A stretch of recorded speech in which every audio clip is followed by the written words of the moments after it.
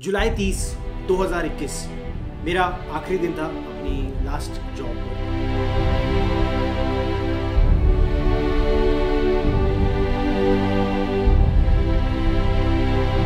India की one of the top marketing agencies में मैं काम कर रहा था as a vice president. I was heading their live events, sports and intellectual property division. 50 lakh रुपए की सैलरी थी मेरी। मैंने डिसाइड करा एक दिन कि यार अब मैं कुछ अपना करना चाहता हूँ, और हमेशा से दिमाग में एक जुनून था कि 10 साल का एक्सपीरियंस लूँगा और फिर कुछ अपना करूँगा। मैंने फिर वो फाइनली जब जॉब छोड़ी तो मैंने अपनी ज़िंदगी का सबसे बड़ा रिस्क लिया। बट क्या वो रिस्क वर्थ इट था? क्या मैंने वो सही डिसीजन लिया या एकदम बहुत बड़ी गलती हो गई मेरे से? आज इस वीडियो में मैं आपको अपने वो पर्सनल डिसीजंस जो मैंने शायद किसी के साथ शेयर नहीं करे, वो गलतियाँ जो मेरे से हुई, वो सीख जो मुझे मिली, वो छोटे छोटे सक्सेस के मोमेंट्स जो मुझे दिखाई देने लगे हैं, इन सब के बारे में बताऊंगा। ये मेरी कहानी है मेरे पहले स्टार्टअप की और मेरे इस यूट्यूब चैनल की जो मैंने 2021 में शुरुआत करी, और अब ऑलमोस्ट कुछ 2 साल कंप्लीट होने वाले हैं। जब मैं उस माउंटेन से गिरूंगा या उस पर पहुंच जाऊंगा, वहाँ पे खड़ा हो जाऊंगा, तब तो मैं आपको बताऊंगा ही। बट मैंने सोचा कि क्यों ना इसको डॉक्यूमेंट करूँ as and when I am progressing, so that maybe somebody who is now 15 years 10 years younger than me, और आप वहाँ खड़े हो जहाँ मैं आज से 10 साल 15 साल पहले खड़ा था, तो शायद आपको कोई सीख मिले और आप ये जर्नी अपनी जब भी तय कर पाओ।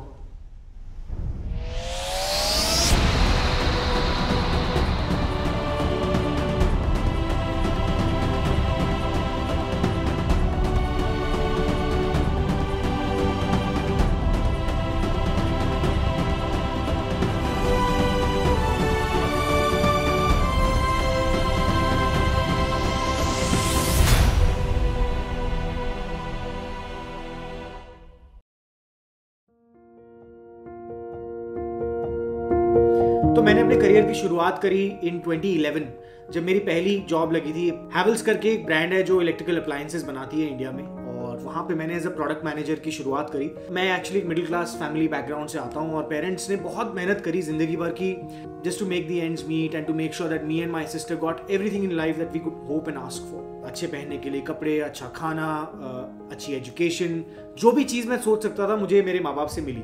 बट एक्सपोजर नहीं था और उन्हें नहीं पता था कि करियर में बच्चों को किस तरफ गाइड करना है, कैसे करना है, जो फॉर्चुनेटली अनफॉर्चुनेटली बहुत लोगों की कहानी है इंडिया में। इंजीनियरिंग और MBA करके 2011 में जब कॉलेज से बाहर निकला तो नौकरी लग गई थी, जॉब लग गई। और 2011 में मैं जब कंपनी ज्वाइन करी हैवेल्स, तो हम कुछ 4-5 लड़कों को वहाँ से भेज दिया गया बॉम्बे कि यार ये लड़के जाएंगे, ये बहुत स्मार्ट हैं, इनको बॉम्बे भेजते हैं।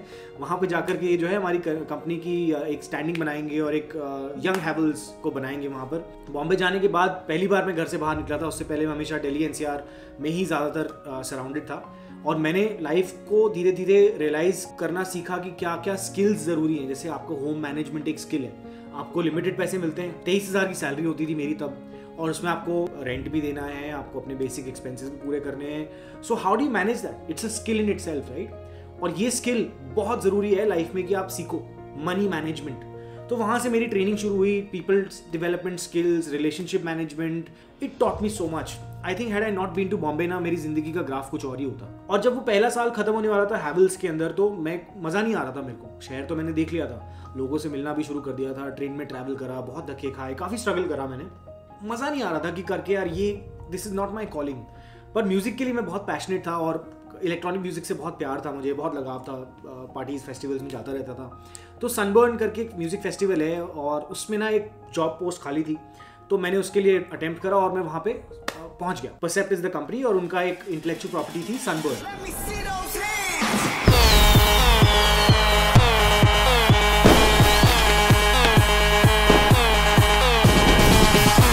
Which is actually one of the biggest music festivals in Asia। तो उसमें मैंने जॉब करना शुरू करा, और बहुत एक्साइटेड था मैं कि यार एक ऐसी जगह काम कर रहा हूँ जहाँ पे मेरे को म्यूज़िक पसंद भी है और मेरे को अपने जॉब में भी मज़ा आ रहा है, लोगों से भी मिल रहा हूँ। तो वहाँ मैंने 7 साल काम करा। आर्टिस्ट से भी मुलाकात हुई, आर्टिस्ट मैनेजमेंट से भी मुलाकात हुई, लाइव इवेंट्स करना सीखा, लाइव एंटरटेनमेंट क्या होती है वो समझ में आया, बड़े बड़े फेस्टिवल्स ऑर्गेनाइज करे, बड़े बड़े इवेंट्स ऑर्गेनाइज करे, और बहुत मज़ा आया। बहुत सारी लर्निंग्स हुई, मैंने अपना अच्छा नेटवर्क बना लिया वहाँ पर। और फिर 2019 में मुझे अब लगा कि यार अब घर जाना चाहिए और सेटल भी हो जाना चाहिए, घर वाले बहुत दिनों से बोल रहे हैं। तो 31 पे मैं देन आई डिसाइडेड कि अच्छा चलो दिल्ली में या NCR में जॉब देखते हैं, and then I move back. So DDB Mudra करके एक एजेंसी है, and there I got a job as a vice president heading their live event, sports and intellectual property division.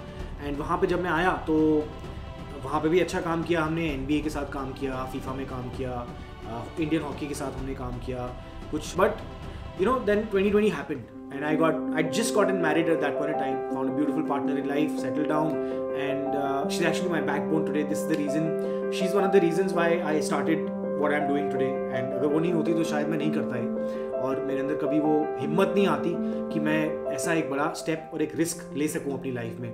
फिर फाइनली 2020 में जब हमारी इवेंट्स की जो पहिया था वो रुका, तो मैंने सोचा यार कि अब ये तो रुक गया, अब क्या करा जाए लाइफ में ऐसा कि दोबारा कभी ऐसा ब्रेक लगे तो मेरा काम इम्पैक्ट ना हो, क्योंकि सब बंद हो गया था यार, स्पोर्ट्स बंद, लाइव इवेंट्स बंद, एंटरटेनमेंट बंद, कोई शूट नहीं हो रहे, कोई इवेंट्स नहीं हो रहे, कोई बाहर नहीं निकल रहा, कोई फेस्टिवल नहीं, कुछ नहीं, सब अपने घर के अंदर बंद है बस, और वेट कर रहे हैं कि कब खुलेगा, और किसी को पता ही नहीं है कि कब खुलेगा। बहुत बोर हुआ, नेटफ्लिक्स देखा, खाना खाया, वेट पुट ऑन कर लिया, डिप्रेशन हो गया, सरदर्द होने, सबके साथ ही कॉमन चीज़ें थी, एंग्जाइटी होने लग गई।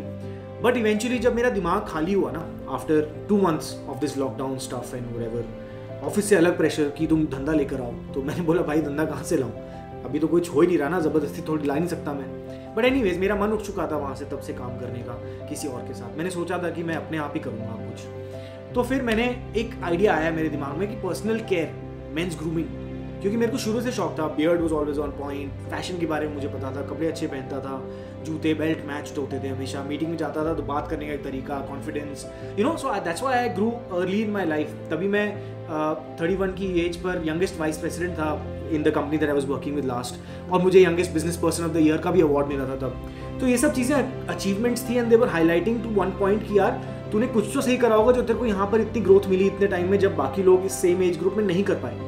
तो फिर मैंने इसके ऊपर काम करना शुरू करा, और जब मैंने इसके ऊपर दिमाग लगाना शुरू करा तो मेरे को एक्चुअली 3 इंसिडेंट्स हुए बैक टू बैक जब मैंने ये प्रॉब्लम नोटिस करी। एक दिन मैं सुबह उठा तो मुंह धो रहा था, और पहली चीज़ मैंने देखी कि बाथरूम के रैक के अंदर ना कम से कम 100-150 प्रोडक्ट्स पड़े हुए, और वो क्लटर है, उसमें से यूज 4 या 5 प्रोडक्ट्स होते हैं, बट कंपनीज वो हमें बेच चुकी थी कि भैया इसकी भी ज़रूरत है आपको, बियर्ड के लिए अलग प्रोडक्ट ले लो, बालों के लिए अलग प्रोडक्ट ले लो, फेस के लिए अलग, बॉडी के लिए अलग, इंटीमेट के लिए अलग, पैरों के लिए अलग, हाथों के लिए अलग, ये वो, मतलब वो भर चुका था सामान। और कहीं ना कहीं सबकॉन्शियसली आपकी शुरुआत जो है ना एक क्लटर के साथ होती है। दूसरा, एक दिन मैं नहा रहा था तो मेरी बॉडी वॉश खत्म हो गई, तो वो बड़ी प्लास्टिक की बॉटल थी, तो जब वो खत्म हुई तो मैं उसको डस्टबिन की तरफ फेंकने के लिए बढ़ रहा था, तो मैंने रियलाइज करा कि यार इंडिया की पॉपुलेशन 1.4 बिलियन है, हम दुनिया के सबसे बड़े देश में से एक है, और अगर मैं ये बॉडी वॉश की बॉटल मेरी आज खत्म हो रही है तो कहीं ना कहीं इंडिया के अंदर 5% या 2%, 3% लोग, मान लो पकड़ लो आप, एक बंदे की एक बॉटल भी अगर खत्म हुई तो we have a huge plastic waste problem at our hand.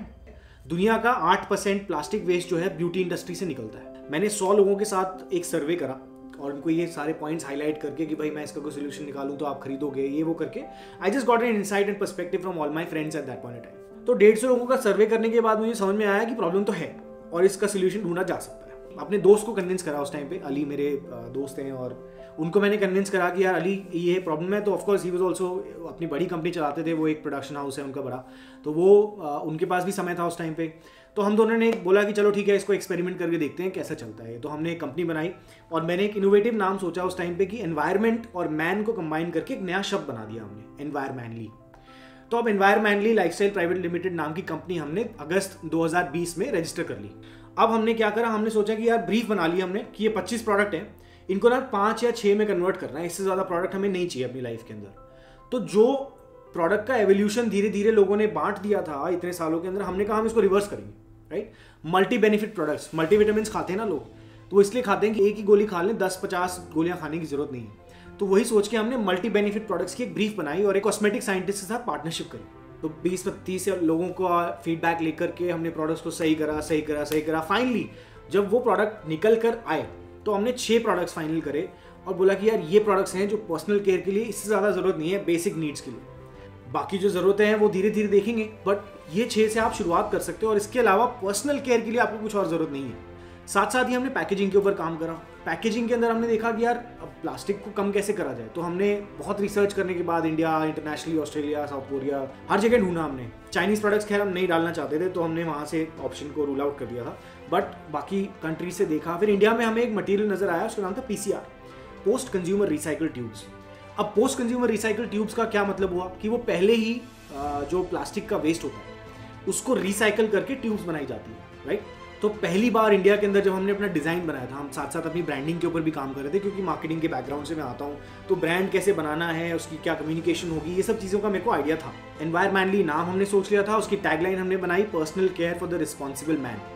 अब हमारे पास ब्रांड की आइडेंटिटी तैयार हो गई और हमने जितने भी मटीरियल्स यूज़ करे from the time that it is package to the time that it is delivered to your house, सब सस्टेनेबल मटीरियल्स हैं या फिर बायोडिग्रेडेबल मटीरियल्स हैं। तो ये हमने बहुत केयरफुली इसकी पैकेजिंग पे काम करा। It was costly for us, but हमने इनिशियली बहुत पैसा लोड करा इसके अंदर, R&D के अंदर। प्रोडक्ट्स की पैकेजिंग भी बहुत महंगी थी, 5 times और 3 times of what the regular packaging would cost you, but we said कि नहीं यार, ये ज़रूरी इन्वेस्टमेंट है, राइट। तो ये हमने करा। तो वहीं जब फॉर्मुलेशंस बन रही थी तो सारे के सारे केमिकल्स उनमें से हटा दिए गए थे, plant based active ingredients use करे हमने और ये वीगन फॉर्मुलेशंस बनाई।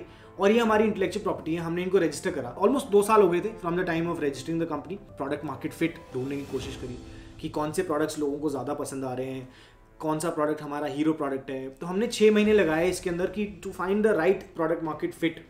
फिर दिसंबर के आसपास हमें समझ में आने लगा कि हमारे हाथ में 2 हीरो प्रोडक्ट्स हैं, एक हमारा इंटीमेट सीरम और एक हमारा मल्टी यूटिलिटी बाम। ये दोनों प्रोडक्ट्स ऐसे हैं जो इनोवेशंस हैं पर्सनल केयर की स्पेस में और इंडिया में और ग्लोबली ये एग्जिस्ट नहीं करते हैं, राइट। तो ये हमने बोला कि यार ये तो this is something that it came out of need और ये एक्चुअली हमें नीड फील हुई, तो अब लोगों को भी इसकी ज़रूरत है और ये प्रोडक्ट सही है। So we found the product market fit. तो अभी रिसेंटली हम लोगों ने कुछ 5-5.5 हज़ार ऑर्डर्स कंप्लीट कर लिए थे by the end of June, right, which is a huge accomplishment. हमने नहीं सोचा था कि हम यहाँ तक पहुँचेंगे। कोई ना कोई तो प्रचार करने के लिए भी चाहिए ब्रांड का। मैंने सोचा कि क्यों ना मैं ही इसके बारे में बात करूँ, क्योंकि मेरे से ज़्यादा बेटर प्रोडक्ट को कौन समझा पाएगा, राइट। तो मैंने बहुत सोच समझने के बाद एक अपना यूट्यूब चैनल की शुरुआत करी 2021 जून 12 को मैंने अपनी पहली वीडियो डाली यूट्यूब पर and it came out to be like, मतलब कुछ ज़्यादा खास रिस्पांस नहीं मिला। अभी भी 3,500 के आसपास की हमारी कम्युनिटी बनी है, विच इज़ गुड। मैं बहुत खुश हूँ। मैं तो सोचता था कि 10 लोग भी जुड़ जाएंगे तो बहुत बड़ी बात है। तो ये एक पावर हमें मिल गया कि कंटेंट हमने इन हाउस कर लिया और content is king. I still remember the day me and Parul were standing in front of a white board before I was quitting my job, और मैंने और पारुल ने लिखे सारे प्रोज एंड कॉन्स की, क्या प्रोज हैं इसके और क्या कॉन्स हैं। एंड फाइनली शी सेड कि कोई नहीं, you go and take the risk for the next 3 to 4 years you do this, I'll work on my job और मैं काम करूँगी, I'll be the bread earner of this union between us and you go and focus on this, and then when you are established then I will take the risk of doing something else which I look forward to giving the opportunity to her, जो उसने मुझे दी। तो ये बहुत ज़रूरी था और वो स्टेप से मुझे मिला confidence and then she started working, she took up the mantle of the job, she actually earns a lot more than what I did. This year we're going to hit a turnover of about 1.5 crores and which is a huge deal for me। और target जो है ना, गोल मेरा वो ये है कि हमें एनवायरमेंटली को इंडिया की सबसे बड़ी एंड मोस्ट सस्टेनेबल ब्रांड बनाना है, राइट। और उसको फिर हम विदेश में लेके जाएंगे, will take it global and say that we are proudly made in India, right? That's the goal that I have. ये मेरे कुछ छोटे छोटे टारगेट्स हैं जो मैंने बनाए हैं, जिनकी तरफ मैं काम कर रहा हूँ, which gives me a purpose to wake up every day and work towards it, right? And सबसे इंपॉर्टेंट चीज़ ना यार अपनी मेंटल हेल्थ और फिजिकल हेल्थ है, उनका हमेशा ध्यान रखो। यही मैंने किया जब I reached almost 94 kgs from 74 in lockdown. तो मैंने अपनी हेल्थ पे काम करना शुरू करा, मैंने 20 kgs वेट कम करा, तो मैंने अपना लाइफस्टाइल को चेंज करा। और ये क्योंकि मेरे पास एक वाई मिल गया था मुझे कि मैं क्यों कर रहा हूँ, तो मेरे को एक अलग ही पैशन मिलता है यार, just to work on myself and you know this fitness journey that I have created, this lifestyle and routine that I have created, it gives me the right energy. आगे का सपना मैंने आपको already बता दिया, तो अब इस सपने पे लगा हुआ हूँ और 2027 में देखूंगा पीछे मुड़कर कि कहाँ तक पहुँचे, कि कहीं नहीं पहुँचेंगे तो कुछ और देखेंगे। टेंशन नहीं लेनी है, लगे रहना है, ये ऑब्जेक्टिव है। Have the skill to learn and to unlearn things. जो चीज़ आपने 10 साल करी है, आपका ज़रूरी नहीं है कि आपको वही अपनी पूरी लाइफ लॉन्ग करनी है। आप उसको भूल करके नई चीज़ के बारे में सीखो, नई चीज़ के बारे में पढ़ो और वो करो। तो ये मेरी जर्नी थी यार। थोड़ी लॉन्ग वीडियो थी but I wanted to share this with you guys. मुझे लगता है कि अगर मेरी इस लर्निंग में से, इस जर्नी में से आपको किसी को भी कोई इंस्पिरेशन मिलती है तो I think I would be really happy. Comments में ज़रूर बताना मेरे को कि आपको क्या लगा मेरी journey. Was it worth the risk to quit my job, और क्या वो 50 लाख रुपए जिसकी मैंने वैल्यू छोड़ दी थी उस टाइम पे, क्या वो वैल्यू आपको लगता है कि मैंने उससे ज़्यादा कमाई कि नहीं? मुझे ज़रूर बताना। I look forward to hear from you guys. Thanks a lot for tuning in, friends. This is me, Rahul Badesra, signing out. And remember, life is more fun when you're at the top of your game. Keep taking risks so that you're on top of your game. Stay motivated, stay humble.